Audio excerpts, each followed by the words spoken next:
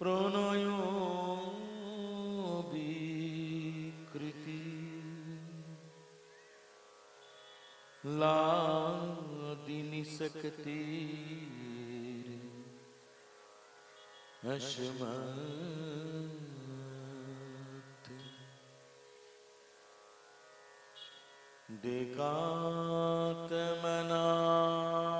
দেকাত্মনাবতী ভুবি পুরা দেহ ভেদং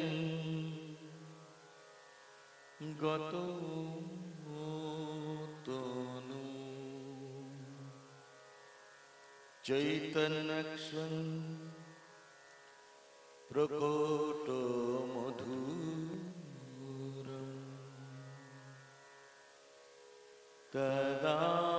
তদাদয়ং চৈকমাতং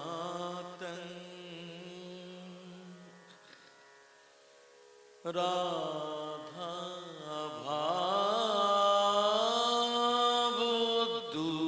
ভাবদূতি সুবলিতং নৌমি কৃষ্ণ স্বরূপম কৃষ্ণ স্বরূপম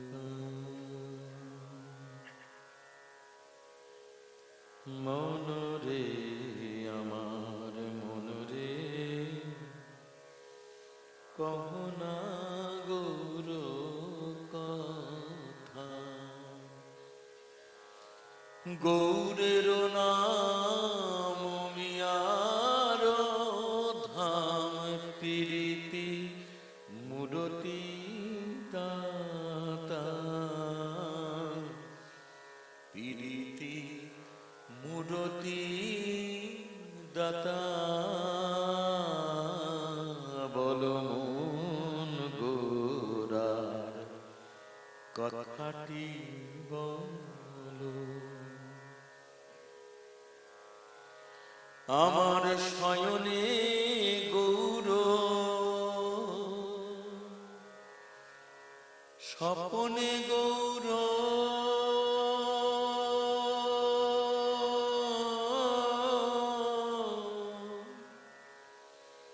গৌর নয়ন তারা আমার জীবনে গৌর মরণে গৌর আমার জীবনে গৌর মরণে গৌর গৌর গলার হার গৌর আমার নয়ন তারা হিয়ার মাঝারে প্রিয় গৌরাঙ্গ রাখিয়ে আমি বিরলে বসিয়া রব হিয়ার মাঝারে প্রিয় গৌরাঙ্গ রাখিয়ে আমি বিরলে বসিয়া রব মনের সাধেতে সেরূপ চাঁদের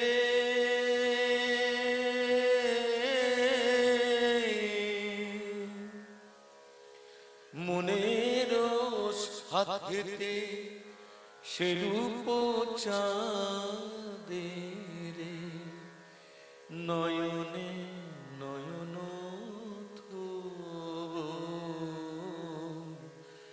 বিরলে বসিয়া রব আমার হিয়ার মাঝে রাখব তারি আমার হিয়ার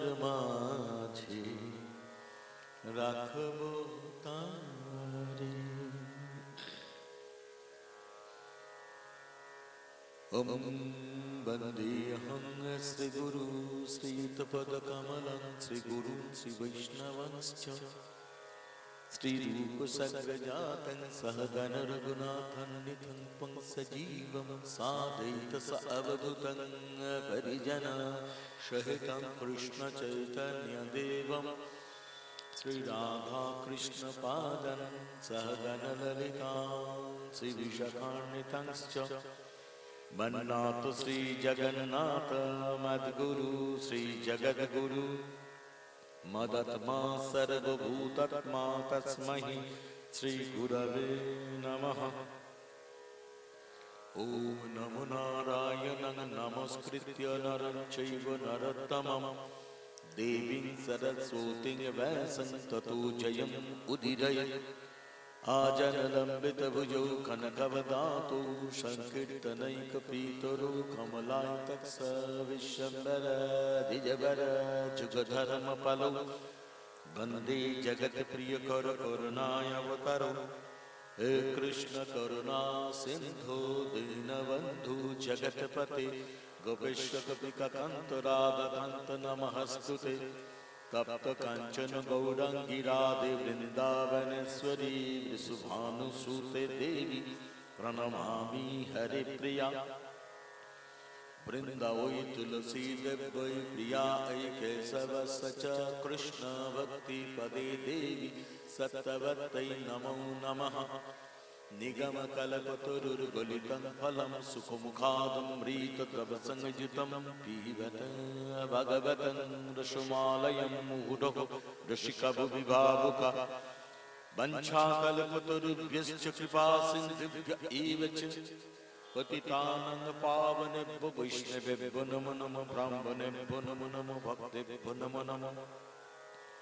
हरिर् नाम हरिर्नामैव केवलम् कलौ नस्तेव गतिरन्यथा। हरे कृष्ण कृष्ण कृष्ण हरे हरे हरे राम राम राम हरे हरे। हरे कृष्ण कृष्ण कृष्ण हरे हरे हरे राम राम राम हरे हरे। हरे कृष्ण कृष्ण कृष्ण हरे हरे हरे राम राम राम हरे हरे। हरि बोल हरि बोल हरि बोल। जय जय श्री गुरु निताई गौर सीतानाथ प्रेमानंद हरि हरि बोल हरि हरि बोल हरि हरि बोल। महती हरि कथा कृष्ण कथा भागवती कथार सभा सबाई उपस्थित एवं अनुपस्थित सकल साधु गुरु वैष्णव साधारण असाधारण प्रत्येकेर चरणे आमार अंतरे सश्रद्ध प्रणति दंडवत जानिए शुरू करछि। हरि कथा कृष्ण कथा भागवती कथा। रास रासके बला हच्छे गोप्य गोपन जिनिस।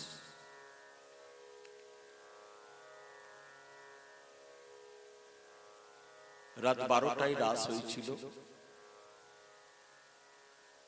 ঘড়ির 12টা বাজবে রাস হবে। তার থেকেও বড় কথা দেহের 12টা না বাজলে রাস হয় না। কৃষ্ণের যত লীলা আছে তার মধ্যে সর্বশ্রেষ্ঠ লীলা হচ্ছে এই রাস লীলা।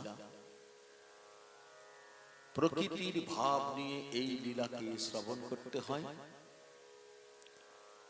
পুরুষ অভিমান থাকলে বা যে কোনো অভিমান থাকলে কখনো রাস শ্রবণের অধিকার তার নেই।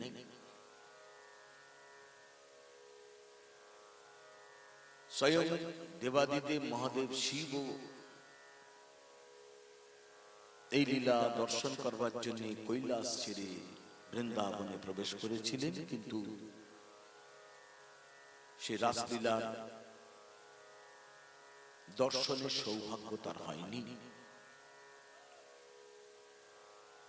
শ্রবণে দর্শন করেছিলেন। অনেক কথা অনেকেই ভাববেন যে কৃষ্ণ পরস্ত্রীদের সঙ্গে তিনি রাস করতে গেলেন কেন, এ প্রশ্ন জাগতে পারে। ভাগবতী সিদ্ধান্ত দিলেন জগতে কেউ পরস্ত্রী বলে কৃষ্ণের কেউ নেই, কেননা তিনি সর্বাত্মা, তিনি সকলের হৃদয়ে বিরাজ করছেন। তার আবার পরস্ত্রী কি? একটা বাচ্চাকে আয়নার সামনে দাঁড় করিয়ে দিলে বাচ্চাটা যেমন আয়নার নিজের প্রতিবিম্ব দেখে প্রতিবিম্বের সঙ্গে খেলা করে,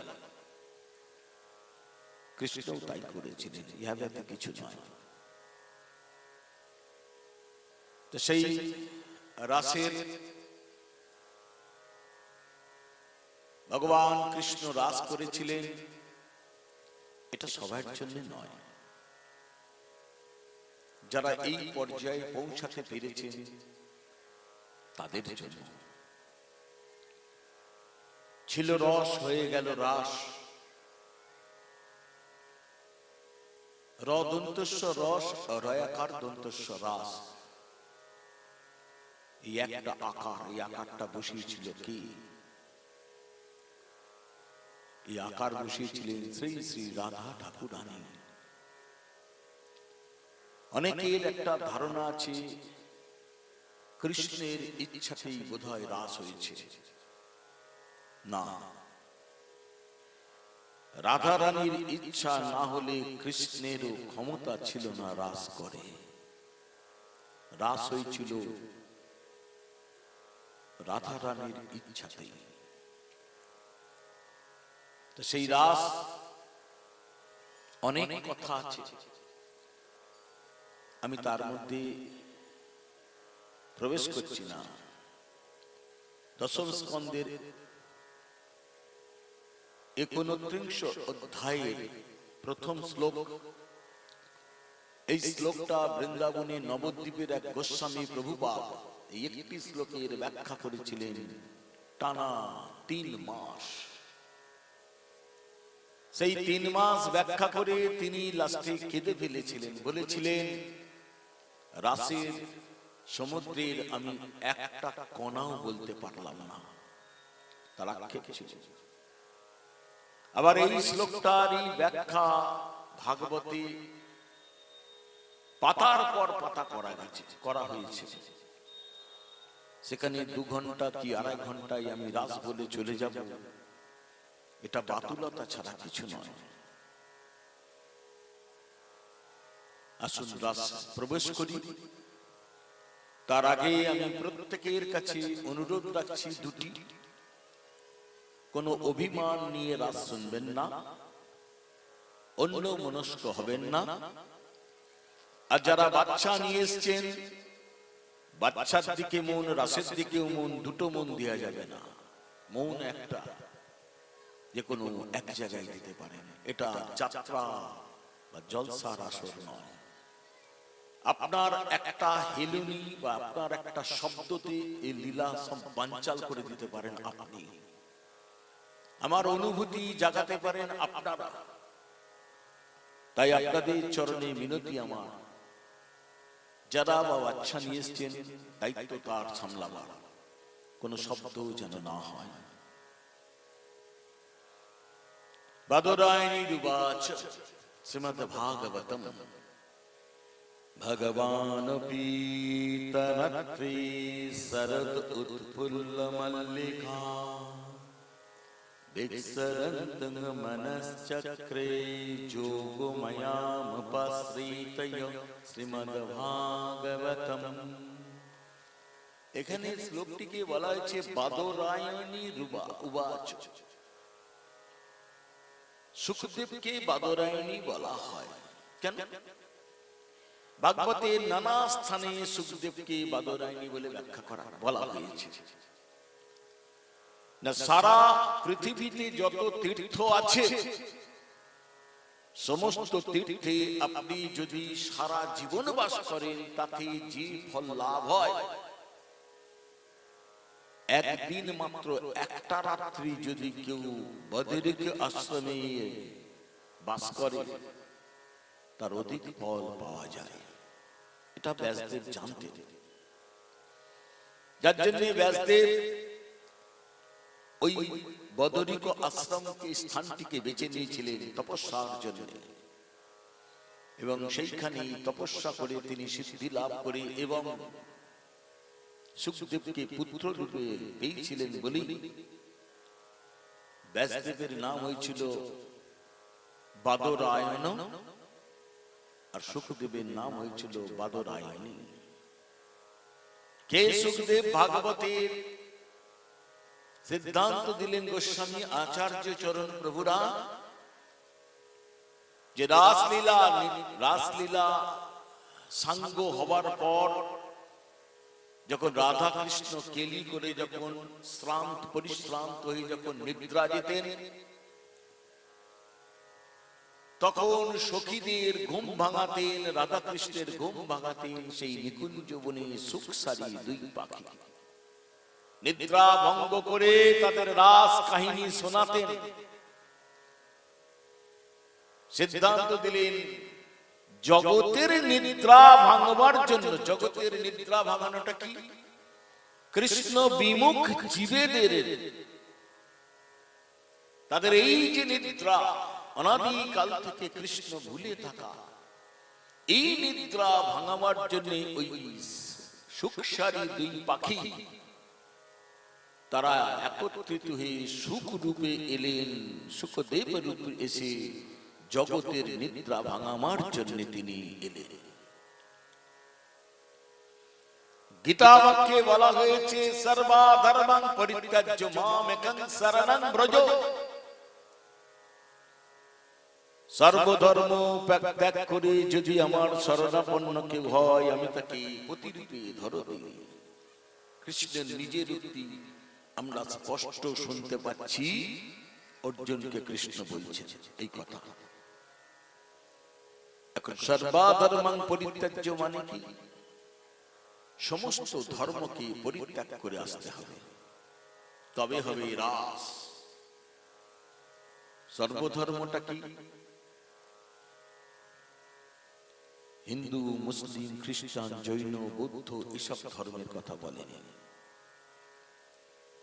তাহলে কোন ধর্মের কথা বললেন? মহাজন বলে দিচ্ছেন, দেহ মন আদি তোমাতে সপেছি, কুলশীল বিমান বধূ, তুমি সে আমার প্রাণ। সমুদ্রের ধারে দাঁড়িয়ে ঢেউ দেখলেই সমুদ্র সম্বন্ধে সম্যক ধারণা হয় না। সমুদ্রের তলায় কত গভীরতা আছে, সমুদ্রের তলায় কত কোটি স্রোত আছে, সমুদ্রের তলায় কত মূল্যবান রত্ন থাকে, এগুলো জানতে গেলে সমুদ্রের জলে নামতে হবে। ঠিক তেমনি শাস্ত্রের কথাগুলো শুনে চলে গেলাম, আর কিছু করলাম না, এই শুনে লাভ নেই। এটাকে ভজনে লাগাতে হবে। দশম স্কন্ধ হচ্ছে ভজনের জায়গা। কি বললেন কথাগুলি মহাজন? দেহ মন আদি। দেহ মন আদি মানে কি? দেহ মন ইন্দ্রিয় ইত্যাদির বাইরেও আমার বলে যে সকল বস্তু আছে, পতি, সংসার, পুত্র, কন্যা, পিতা, মাতা, আত্মীয়, কুটুম্ব, ইহকাল পরকাল, বেদধর্ম যা কিছু আছে, দেহ মন আদি তোমাতে সপেছি, কুলশীল বিমান বধূ, তুমি সে আমার প্রাণ। প্রীতি রসেতে ঢালিত মন। কি অপূর্ব বলছে! সেই সর্বধর্ম পরিত্যাগ করে ব্রজগোপীরা মধ্যরাত্রে কৃষ্ণের বংশীধ্বনি, মুরলীধ্বনি শ্রবণ করে যখন যে যা যে অবস্থায় ছিল সব চলে এলো। কি অবস্থায় ছিল? কেউ হয়তো তার সন্তানকে দুগ্ধ পান করাচ্ছিল, স্তনদুগ্ধ, সেই অবস্থাতেও ফেলে দিয়ে চলে এলো বাঁশির শব্দ শোনার সঙ্গে সঙ্গে। কেউ হয়তো পায়ে আলতা পড়ছিল, বাঁশির শব্দ কানে যাবার সঙ্গে সঙ্গে আলতা পড়ছে ঠোঁটে। কেউ হয়তো কাজল পড়ছিল নয়নে, সেই কাজল যেই শব্দ শুনলো বাঁশির সঙ্গে সঙ্গে সেই কাজল পড়তে থাকলো সে পায়, এলোমেলো হয়ে গেল। কেন না বস্ত্রহরণ লীলার দিন ভগবান কৃষ্ণ বলেছিলেন গোপীদের, এ তোমাদের মনোরথ আমি পূর্ণ করব আগামী পূর্ণিমায়। সেই থেকে তাদের উৎকণ্ঠা শুরু হয়েছিল। কি উৎকণ্ঠা? সদ্য বিবাহিতা রমণী সদ্য পতিকে হারিয়ে ফেললে যে উৎকণ্ঠা হয় তার থেকেও কোটি গুণ বেশি উৎকণ্ঠা। কবে আসবে বাঁশির ডাক, আজ কোথায় আসবে, আজ কোথায় আসবে, এইভাবে তাদের দিন অতিবাহিত হতো। সেদিন সেই বাঁশি ডাকলো, কোটি কোটি ব্রজগোপী ছুটতে ছুটতে কৃষ্ণের কাছে ধেয়ে আসছে, কোটি কোটি। তাদের আটকাচ্ছে কি? যাদের পতি আছে সেই পতিরা তাদের পত্নীদের ধরবার চেষ্টা করছে, আটকে রাখার চেষ্টা করছে। যাদের পতি নেই কুমারী, তাদের পিতা মাতা তাদেরকে ধরে ঘরে রাখার চেষ্টা করছে। যাদের পিতা মাতাও নেই, পতিও নেই, অথচ কুমারী, তাদের আত্মীয় কুটুম্ব তাদের ধরে রাখার চেষ্টা করছে, কিন্তু পারেনি।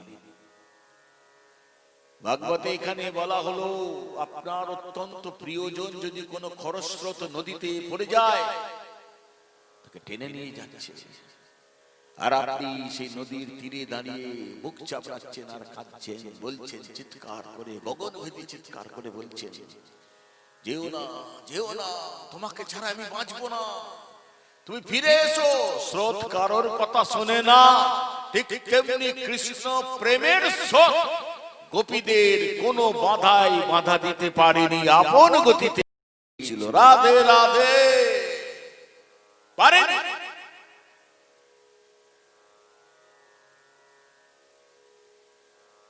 মধ্যরাত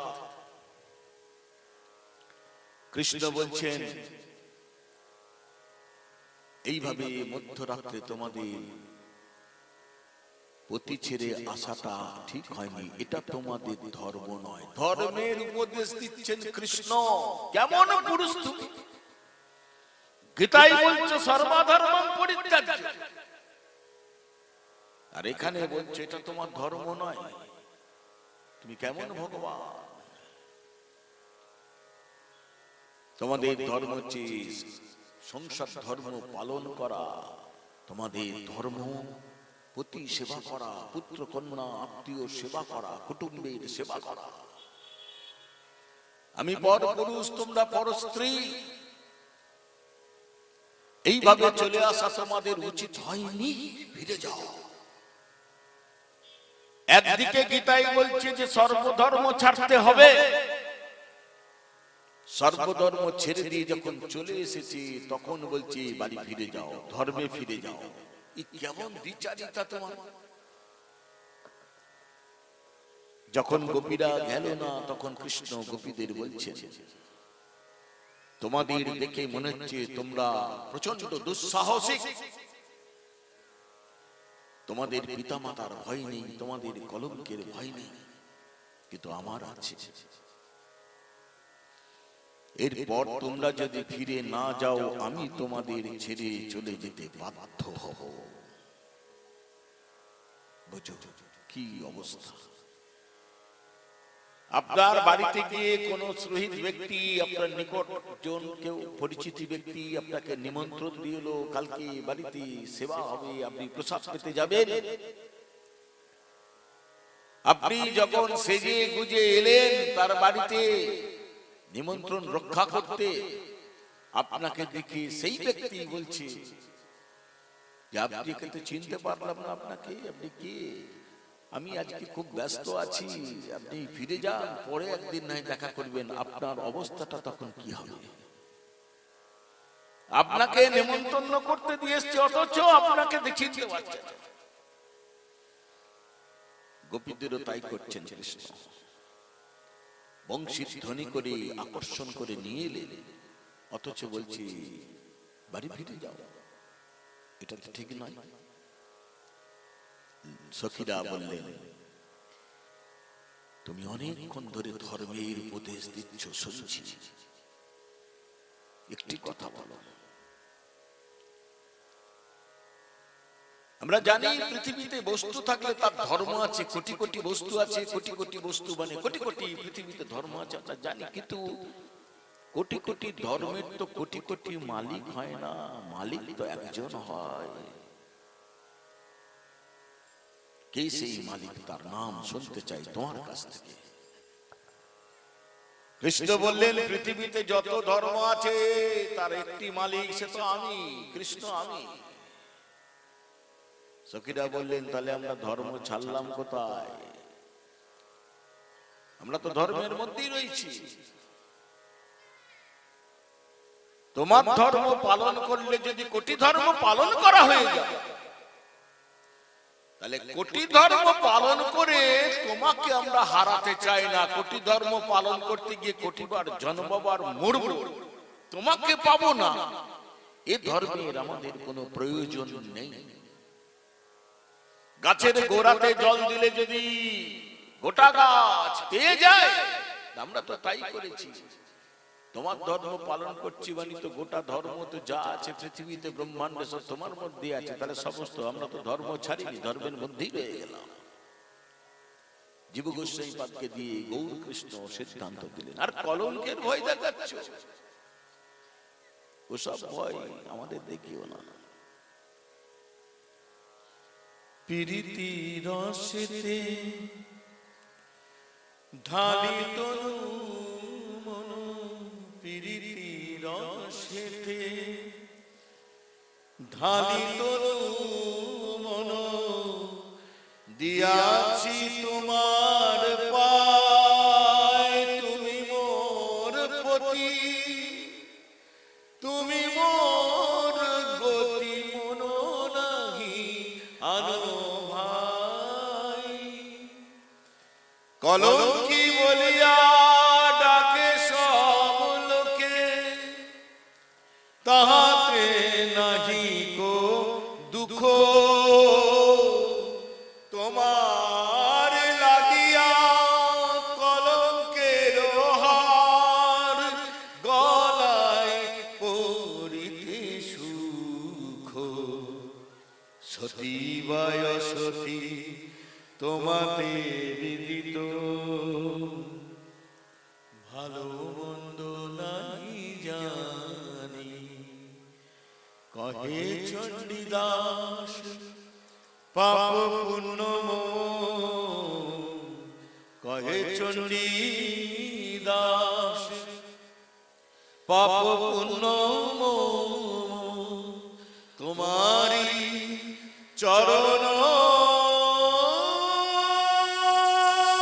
দুখানি, তোমারি চরণ দুখানি। দেখো কৃষ্ণ, আমি সতী না অসতী, রাধারানীর উক্তি, এটা জগৎবাসীকে কৈফিয়ত দেওয়ার জন্য আমি জন্মাইনি। আমি সতী না অসতী কেউ না জানুক, তুমি তো জানো, রাধে রাধে। আর কলঙ্কিনী বলে ডাকলে ওটা হাড় করে গলায় পরবো, কিন্তু তোমাকে ভুলে থাকতে পারবো না, তোমাকে ছেড়ে থাকতে পারবো না। তোমাকে ভালোবাসতে গিয়ে যদি মৃত্যু হয় তাতেও প্রস্তুত, সে মরণও ভালো, কিন্তু তোমাকে ছেড়ে মরণ, সে মরণের প্রয়োজন নেই।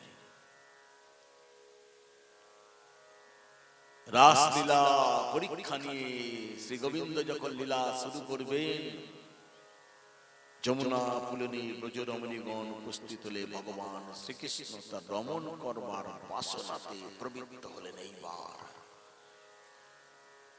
ঠিক সেই সময় রাসমঞ্চে আর একজনের প্রবেশ হয়েছিল। তিনি কে? তিনি কামদেব।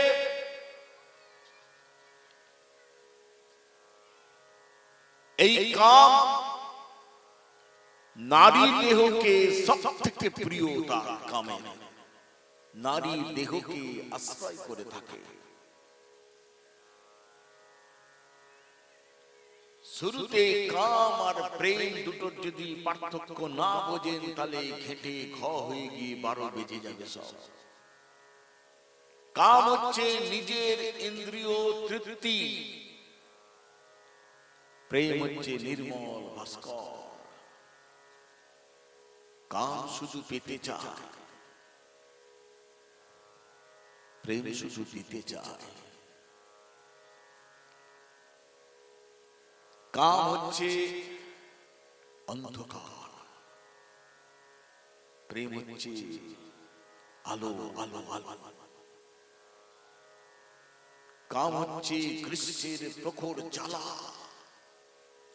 প্রেম হচ্ছে শ্রাবণের অবিশ্রান্ত ধারা।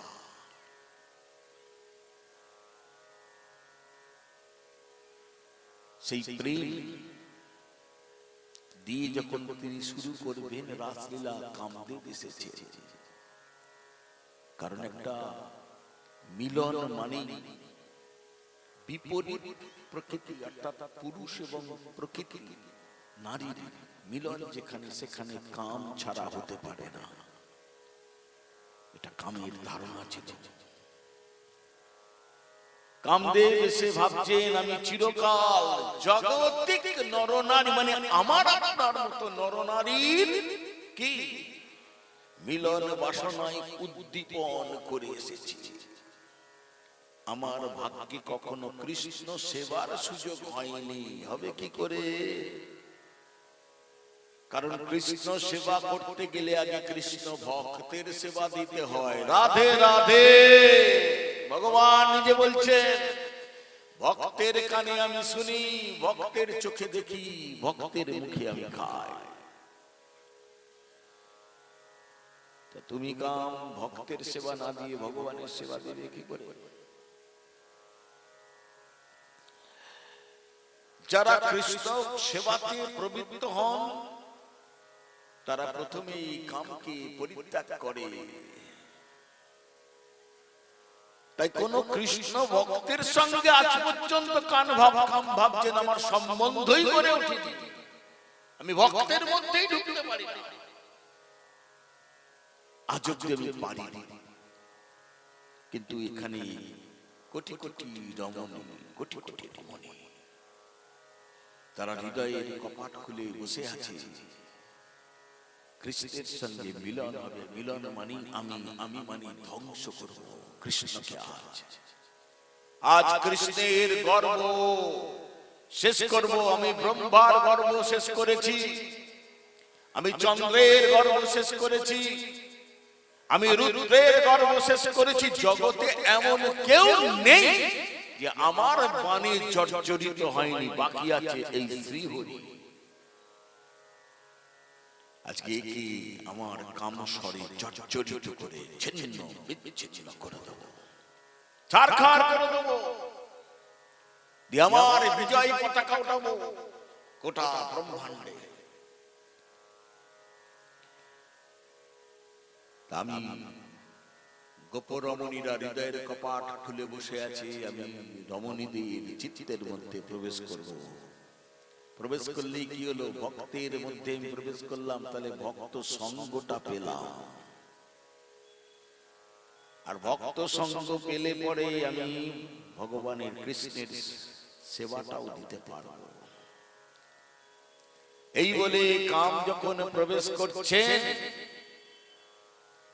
কৃষ্ণ কামকে বললেন, দাঁড়াও, এখানে তোমার কোনো স্থান নেই। কেন? প্রভু মিলন মানে তো আমি, বলো না, এই ধারণা ভুল। ওটা জড় জাগতিক নর নারীর মিলনের সময় তুমি, কিন্তু রাসলীলায় তুমি নও। এখানে মিলন করাবে প্রেম। শুধু দিতে এসেছে এরা আমাকে, কিছু প্রত্যাশা করে না। যে যখন লীলা শুরু হলো, ওই মিলন দেখে কামদেব তখন মূর্ছা যাচ্ছে। মূর্ছা যেতে যেতে কামদেব আর্তনাদ করে বলছে, হে কৃষ্ণ, হে শ্রীহরি, তুমি আমাকে পুরুষ দেহ দিলে কেন? পুরুষ দেহ দিয়ে তুমি আমাকে চিরতরে বঞ্চিত করে দিলে। একটা নারী দেহ দিলে আজ তো আমি তোমাকে সেবা দিতে পারতাম। রাধে রাধে। কামদেবের পুরুষ অভিমান এইখানে এসে শেষ হয়ে গেল। শুরু করলেন মধুময় রাস লীলা। এই লীলা যখন চলছে, লীলা চলতে চলতে চলতে চলতে ব্রজ রমণীগণ তখন কি ভাবছেন? ভাগবতের দশম স্কন্ধের 29তম অধ্যায় 47 নম্বর শ্লোকে বলছে, এবং ভগবত কৃষ্ণ লব্ধমান মহাত্মনয় আত্মানং মেনীর স্ত্রীণং মানিনঃ ধীকং ভুবি শ্রীমদ্ ভাগবতম। অর্থটা কি বলছে শ্লোকের? গোপীরা যখন কৃষ্ণকে পেলেন নিজেদের কাছে, জায়গাগুলো কিন্তু অনুভব করতে হবে। অনুভব। কৃষ্ণকে যখন আপনি যদি কৃষ্ণকে পান, আপনার কি হবে? গর্ব হবে না? গর্ব হবে। গোপীরা যখন কৃষ্ণকে পেল তখন পরম আনন্দ লাভ করে তারা মানিনি হলো, মানিনি। এবং প্রত্যেকে নিজেদেরকে তখন গোপীরা মনে করছে জগতে যত রমণী আছে, তাদের থেকে আমরা অনেক সৌভাগ্যবতী। আমাদের মতো সৌভাগ্যবতী জগতে আর কোন নারীর নেই। তাহলে এটা গর্ব হলো। মান এবং গর্ব দুটোই উপস্থিত হয়ে গেল গোপীদের চিত্তে। কিন্তু গোপীদের এই মান, গোপীদের এই গর্ব কি প্রাকৃত মান আমাদের মতো, বা প্রাকৃত গর্ব কি আমাদের মতো? ভাগবত বললেন কখনোই নয়। কেন মানিনি হলো? কেন গর্ব হলো? আমাদের মান কি, আমাদের গর্ব কি, আর গোপীদের মান, গোপীদের গর্ব কি? পাশাপাশি আমাদের দুটোই জানতে হবে, নালে আমরা বুঝতে পারবো না। লীলাটা যখন শুরু হয়েছে, চলছে, রস ঝরে পড়ছে, তখন যোগ মায়া এই লীলার আরো বৈচিত্র্য আনবার জন্য, ভেরিয়েশন আনবার জন্য, বা পরিপূর্ণ রূপে আরো রস আস্বাদন করবার জন্য। রস আস্বাদন হচ্ছে, কিন্তু ভিতরে আরো আরো অনেক কোটি গুণ রস আছে। সেই রসটাকে চিপে পার করে নিয়ে আসবার জন্য একটা অভিনব বিচ্ছেদের অবতারণা করলেন যোগ মায়া। কেন? মিলন তো হচ্ছিল, সেই মিলনের মধ্যে আবার বিচ্ছেদ কেন? ভরত মুনি তখন বলছেন, ভরত মুনি বলছেন, নবীনা বিপ্ললন ভিন্ন সম্ভগ পুষ্টিমস্নুতে কসাদিতে হি বস্ত্রালো ভুয়াদ রাঘু বিবর্ধতে। কি অপূর্ব কথা! আপনার সাদা শুভ্র বস্ত্রটাকে আপনি যদি মনে করেন যে হিঙ্গুলাদি বর্ণে রঞ্জিত করবেন। হিঙ্গুলাদি বর্ণ কাকে বলে? না হলুদ না সবুজ, পদ্ম ফুলের যে পরাগ তাকে বলা হয় হিঙ্গুলাদি বর্ণ। সেই রঙের আপনি যদি মনে করেন আপনার সাদা বস্ত্রটাকে রঞ্জিত করবেন, হবে না। কেন হবে না? না, আপনি প্রথমে আপনার বস্ত্রটাকে ক্ষারযুক্ত সাবান দ্বারা ময়লাটা তোলে নেন, ময়লাটাকে আগে থেকে তুলে নিয়ে শুকিয়ে নিয়ে তারপর যদি ওই বর্ণে চোবান তবে হবে পারফেক্ট রং, নইলে হবে না। ঠিক তেমনি বলছে সব সময় যদি মিলনের আনন্দে ডুবে থাকা যায় এবং থাকতে থাকতে সে কি হয়, অভ্যস্ত হয়ে যায় মিলন, তখন তার কাছে সেই মিলনের রস আস্বাদনটা থাকে না, ফিকে হয়ে যায়। যদি শীতের জড়তা নাই থাকতো জগতে, তাহলে পরে বসন্তের প্রফুল্লতা অনুভব যে হয় না কারো। যদি জগতে অন্ধকার না থাকতো তাহলে তো আলোর উজ্জ্বলতা প্রকাশ পেত না জগতে। দুঃখের পীড়ন যদি জীবনে নাই থাকতো তাহলে সুখের প্রসন্নতাও থাকে না। ঠিক এই কারণে ভগবান যার বা যাদের সঙ্গে মিলন করবেন, গোপীদের সঙ্গে মিলন করে যে অপরিসীম সেই আনন্দ সাগরে ডুবে থাকার ইচ্ছা যে ভগবানের, অপরিসীম আনন্দে, সীমাহীন আনন্দে ডুবে থাকবে ভগবান গোপীদের প্রেমের আনন্দে। ভগবানেরই এক শক্তি হচ্ছে, লীলা শক্তি হচ্ছে সেই যোগ মায়া, তাকে মাঝে মাঝে মাঝে মাঝে বিরহের আগুনে ঝেঁকা দিয়ে দগ্ধ করতে লাগলেন। দেখুন বৈষ্ণব শাস্ত্রে মিলনের থেকে বিরহ রসকে অনেক উঁচুতে স্থান দিয়েছে। মিলন এক স্থানে এক জায়গায় হয় কিছুক্ষণের জন্য, কিন্তু বিরহ যখন প্রিয় থাকে না প্রিয়ার কাছে, তখন কি হয়? তখন সেই প্রিয়া যেদিকে তাকায় সমস্ত বস্তুর মধ্যেই সে প্রিয়কে দেখে সর্বত্র।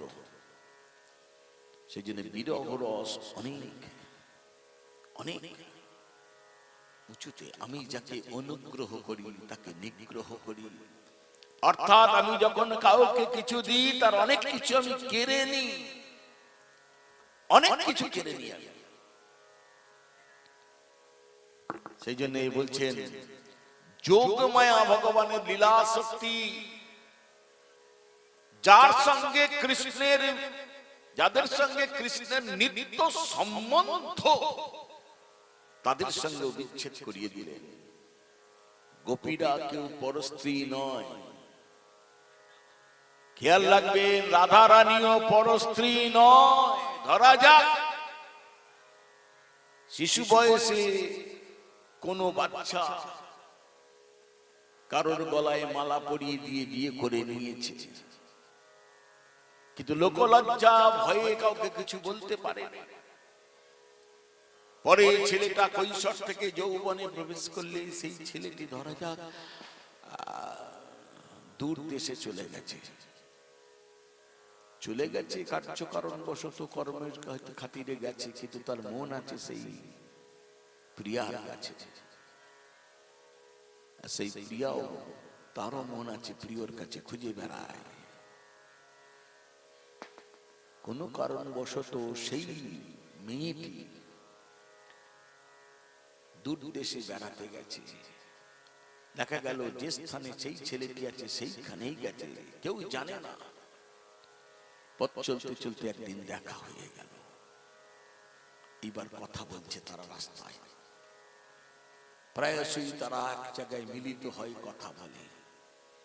লোক সমাজ তার নিন্দে করে, তারা বলে একটা পর পুরুষের সঙ্গে পর মেয়েটা কথা বলে, চরিত্রের দোষ দেয়। কিন্তু তারা তো জানে যে আমরা স্বামী স্ত্রী, জগৎ জানে না। রাধে রাধে, জগৎ তাদের নামে কলঙ্ক লটাচ্ছে, তারা বলতেও পারছে না যে আমরা বিবাহিত স্বামী স্ত্রী, কিন্তু মানুষ তাদের ভুল বুঝছে।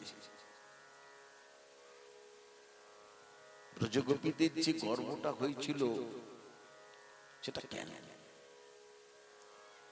কৃষ্ণের কাছ থেকে সমাদর পেয়ে ব্রজ রমণীগণ ভাবলেন কত যোগীন্দ্র, কত মনীন্দ্র, কত সহস্র সহস্র বছর ধরে যার চরণ ধ্যান করেও চরণের ধুলি পর্যন্ত আজ অব্দি পায়নি। স্বয়ং লক্ষ্মী দেবী যার চরণ ধুলি কণিকা কণিকা কণিকা পাবার লালসায় তপস্যা করে চলেছেন, আজও অব্দি পায়নি। অজ ভব সনক সনকাদি নিরন্তর যার গুণগান গেয়ে চলেছে, ননস্টপ চলছে তার গুণগান গাইছে, সেই সর্বশিরোমণি শ্রীকৃষ্ণ আজ আমাদের সামনে এসে আমাদের আলিঙ্গন চুম্বন করছেন। তাহলে আমাদের চেয়ে ভাগ্যবতী সৌভাগ্যবতী জগতে আর কে আছে? আর তো কেউ নেই। এইটাই হচ্ছে গোপীদের গর্ব, ব্রজগোপীদের মান, ব্রজগোপীদের গর্ব কোন প্রাকৃত গর্ব নয়। একটা সমুদ্রে যেমন দাঁড়িয়ে থেকে দেখি কোটি কোটি তরঙ্গ, ঠিক তেমনি গোপীদের প্রেম সমুদ্রের তরঙ্গ কোটি কোটি তরঙ্গের এটা একটা তরঙ্গ মাত্র, একটা কণা অংশ। প্রাকৃত মান, প্রাকৃত গর্ব, প্রাকৃত বিষয় নিয়ে প্রাকৃত জীব আমাদের হয়, গোপীদের হয় না। গোপীরা কারা? যদি কেউ বলে ওরা নারী, না, নারী নয়, তবে নারী, এই নারী সে নারী নয়। রাধা রানীর যে কোটি কোটি ভাব আছে, এক একটা ভাবের এক একটা মূর্তি হচ্ছে এক একটা গোপী।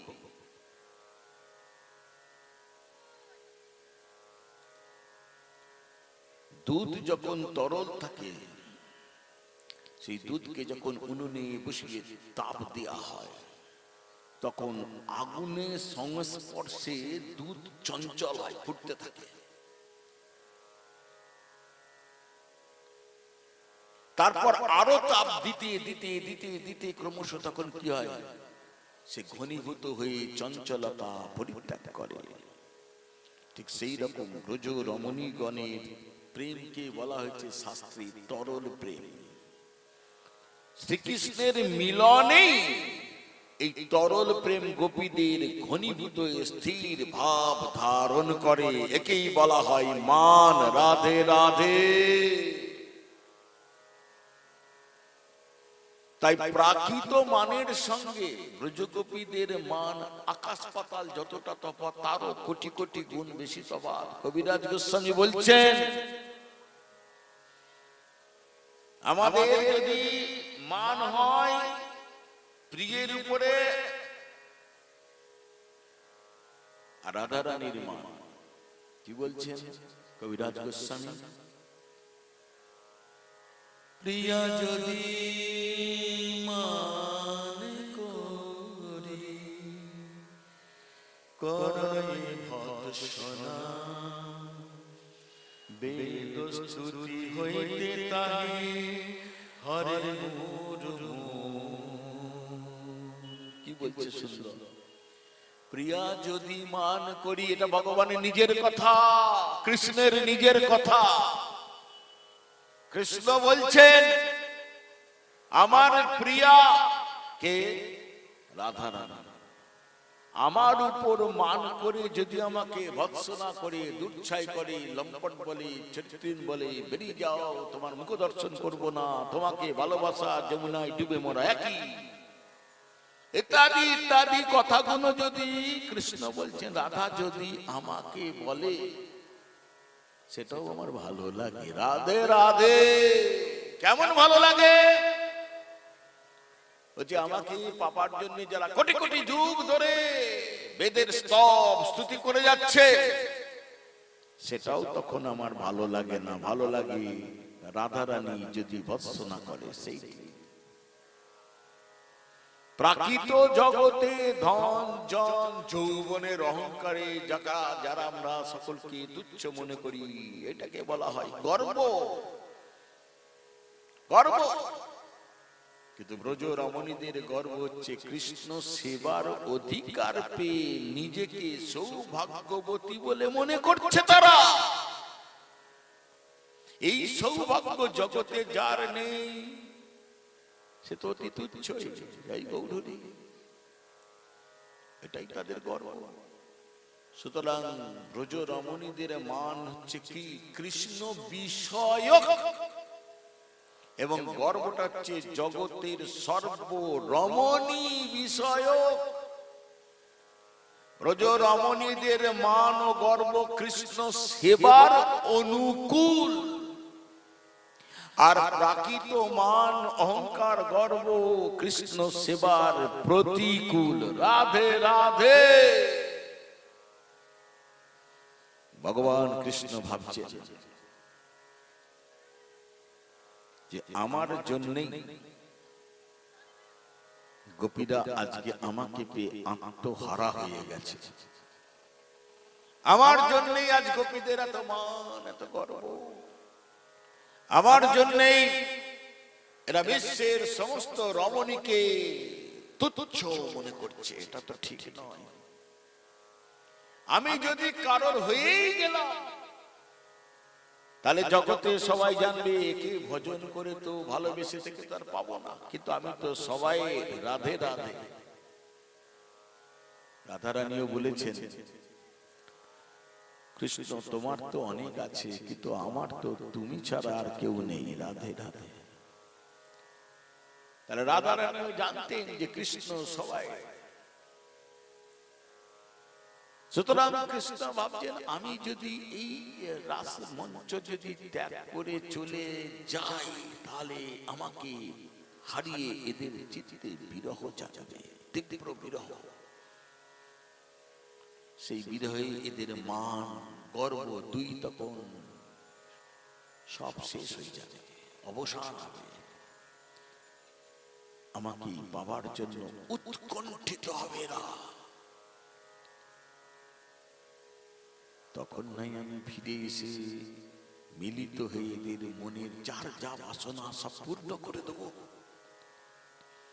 এই ভাবতে ভাবতে কৃষ্ণ হঠাৎ কোটি কোটি ব্রজগোপীদের সামনে থেকে অদৃশ্য হলে চলে গেলেন। শুধু নয়ন থেকে অদৃশ্য হননি, আকাশে মেঘ করলে, আকাশে সূর্য উদয় হলে সেই সূর্যের প্রতিবিম্ব যেমন পৃথিবীতে যত জলপাত্র আছে সমস্ত জলপাত্রে এসে সূর্যের প্রতিবিম্ব পড়ে,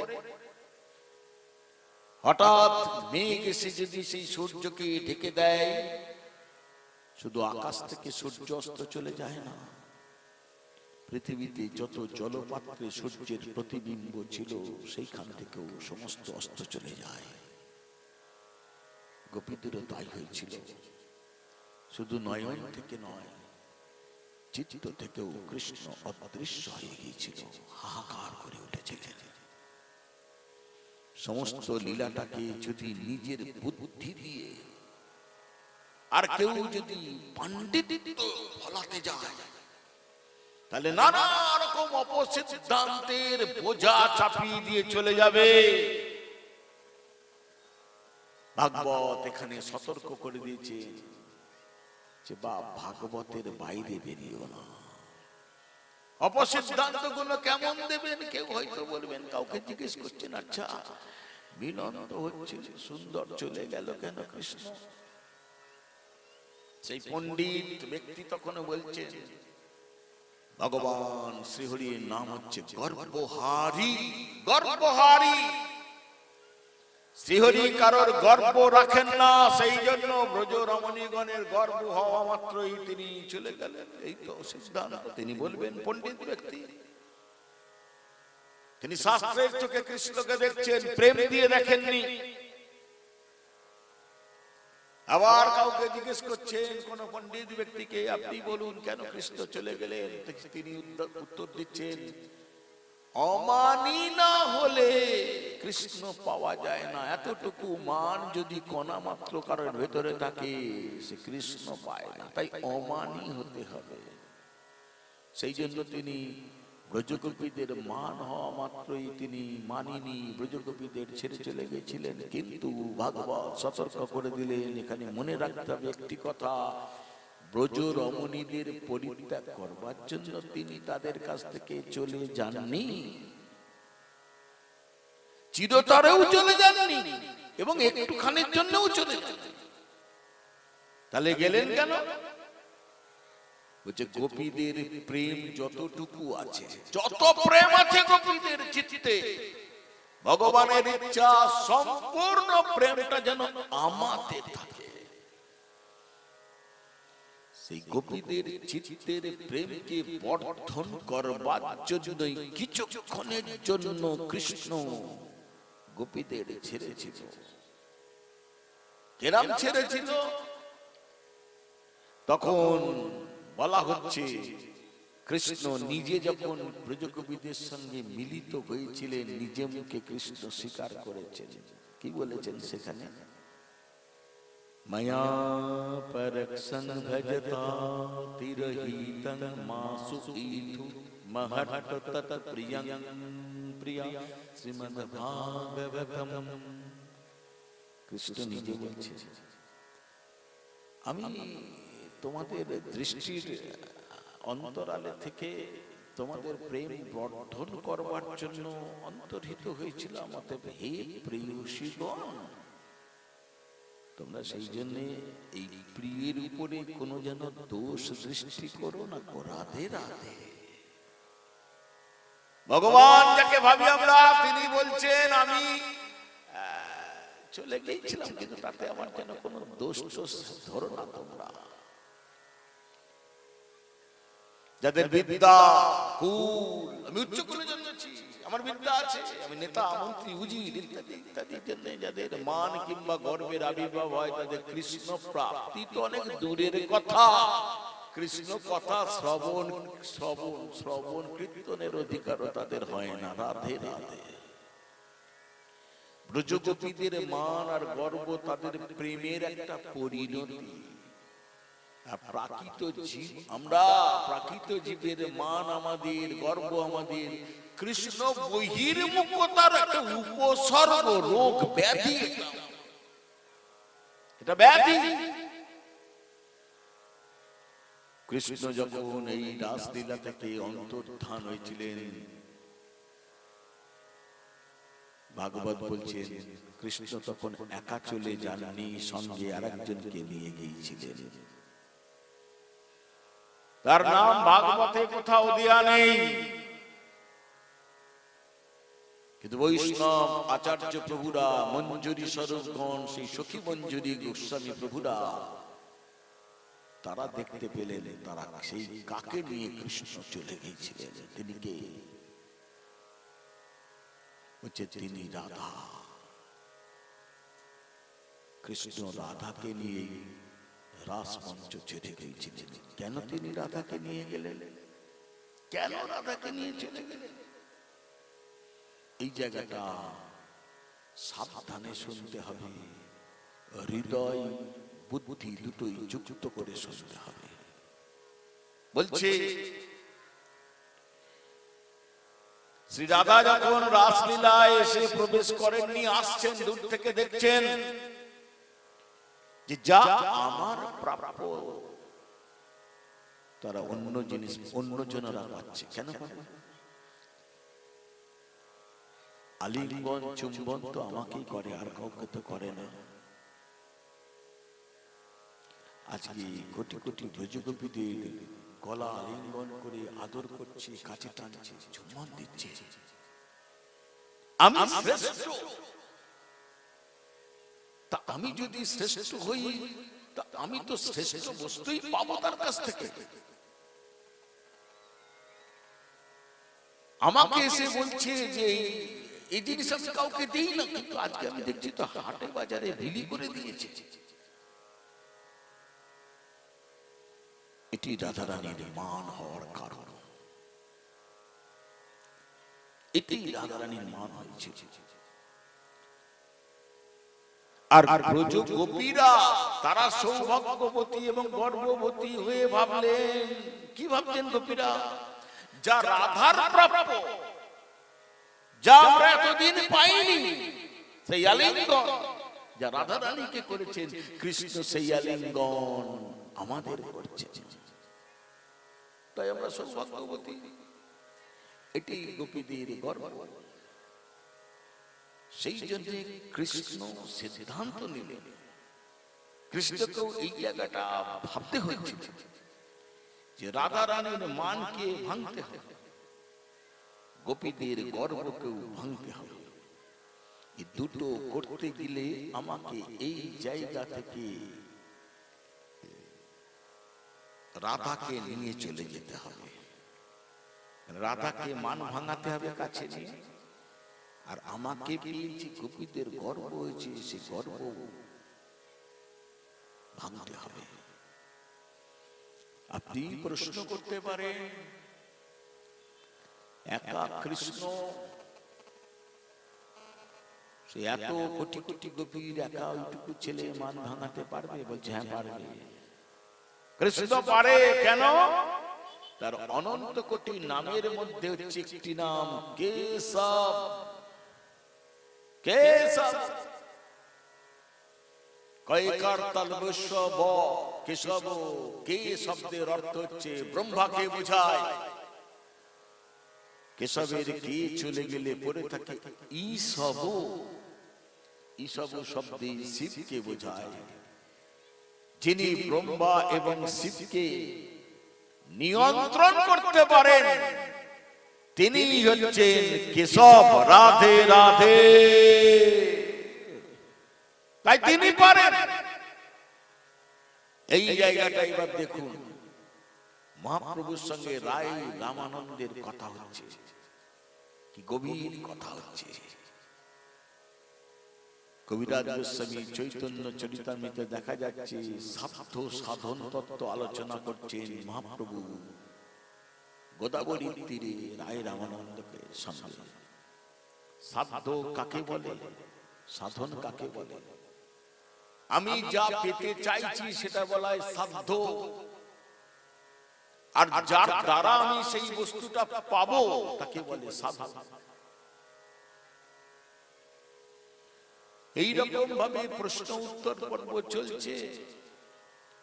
শ্রী রাধা প্রেমকে সর্ব শিরোমণি বলে স্থাপন করলেন রায় রামানন্দ, এবং সমস্ত ব্রজগোপী যত গোপী আছে তাদের মধ্যে রাধাই মুখ্য বলে স্থাপন যখন করলেন রায় রামানন্দ, মহাপ্রভু তখন রায় রামানন্দকে জিজ্ঞেস করছেন, কি বলছেন? চুরি করি রাধায় লইলে গোপীগণের ভয়ে। রাধাকে চুরি করে নিয়ে চলে গেলেন কৃষ্ণ। অনপেক্ষা হইলে প্রেমে গারুকানা স্ফুরে। রাধা লাগি গোপীরে যদি সাক্ষাৎ করে দেন, তবে জানি রাধা কৃষ্ণের গাঢ়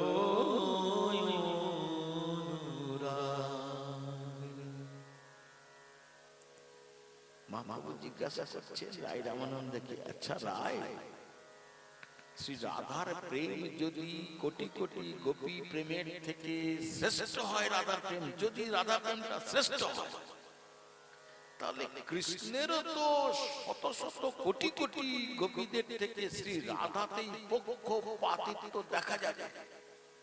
কিন্তু রায়, ভগবান কৃষ্ণ কি কখনো নিজে পক্ষপাতিত্ব করতে পারে? বললে হ্যাঁ করে। কেমন? ভগবান পক্ষপাতিত্ব করে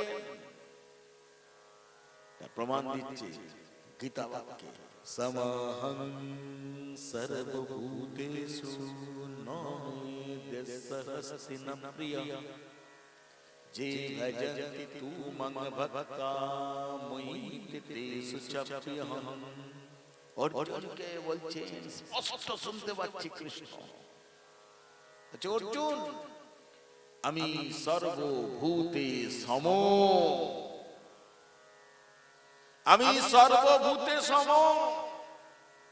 কিন্তু যারা প্রেম দিয়ে আমার সেবা করে তারা সর্বদা আমার কাছে থাকে, আর আমিও তাদের ওই সেবাটা নেবার জন্য আমিও তাদের কাছেই থাকি। জয় গৌরহরি। তাহলে ভক্ত পক্ষপাতিত্ব করছে। আরো বলেছে কি রকম, গীতা বাক্যে অর্জুনকে বলছেন, যে যথা মং প্রপদ্যন্তে তং তথৈব ভজাম্যহম। এখানে বলছেন যে আমাকে যেভাবে ভজন করে আমি তাকে অনুরূপ ফল দান করি, তার বিপরীত ফল দান করি না। তাহলে ভক্ত পক্ষপাতিত্ব করে। শ্রী রাধার প্রেম সমস্ত ভক্তের প্রেমের থেকে শ্রেষ্ঠ, ইয়া সত্য সত্য সত্য, অবশ্যই সত্য। তাই বলে সবার সামনে শ্রেষ্ঠ রাধাকে আমি আলিঙ্গন করব, বেশি সমাদর করব, কৃষ্ণ ভাবছেন এটা আমার ঠিক নয়। শ্রীহরিও সেটা করতে সাহস পাননি, তার একটু ভয় লেগেছে। সেই জন্য রাধা রানীকে নিয়ে কৃষ্ণ অন্তর্ধান হলেন। তাহলে এখানেও তো আপনি প্রশ্ন করতে পারেন, তাহলে রাধা রানীকে নিয়ে চলে গিয়ে তিনি অন্যান্য গোপীদের উপেক্ষা করলেন তো? বলছে না, অন্যদের তিনি উপেক্ষা করেননি। শ্রী রাধা শ্রেষ্ঠ, সকলের সামনে শ্রেষ্ঠকে যদি সমাদর করা হয় তাহলে সকলেই রুষ্ট হতে পারে বা হবে। সেই জন্য সবার আড়ালে নিয়ে গিয়ে রাধাকে আমি তার মনোতুষ্টি করব। মহাপ্রভুর কাছ থেকে এই ধরনের প্রশ্ন পেয়ে রায় রামানন্দ সিদ্ধান্ত দিচ্ছেন। দেখুন কি সুন্দর। রায় কহে তাহা শোনো, প্রেমের মহিমা। এইবার প্রেমের মহিমা, প্রেম কাকে বলে তার মহিমাটা বর্ণনা করছেন চৈতন্য চরিতামৃত কবিরাজ গোস্বামী রায় রামানন্দের উক্তি। ত্রিজগতে রাধা প্রেমের নাহি মহিমা, গোপীগণের রাসে নিত্য মণ্ডলী ছাড়িয়া। রাধা চাহি বনে ফেরে বিলাস করিয়া, শত কোটি গোপী সঙ্গে রাস বিলাস।